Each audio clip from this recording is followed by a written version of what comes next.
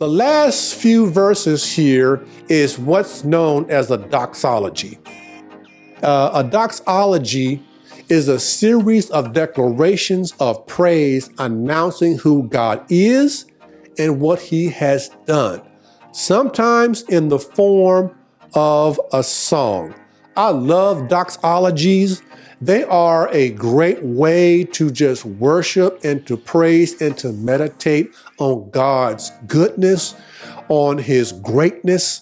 And so I actually love this last few verses of Romans 11.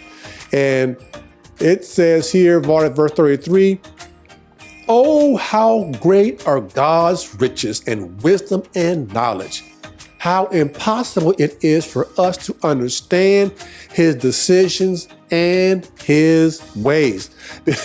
And which I totally get, because as we look at what we just read on how God treated the Jews because of disobedience, how he allowed the Gentiles in, and how he's going to let the Jews back in at some point, right? There's a number of Gentiles he's going to allow in. I mean, all of that is beyond our capacity to understand. And so verse 34 says, "For who can know the Lord's thoughts? Who knows enough to give him advice? And who has given him so much that he needs to pay it back?" Verse 36, "For everything comes from him and exists by his power and is intended for his glory. All glory to him forever. Amen."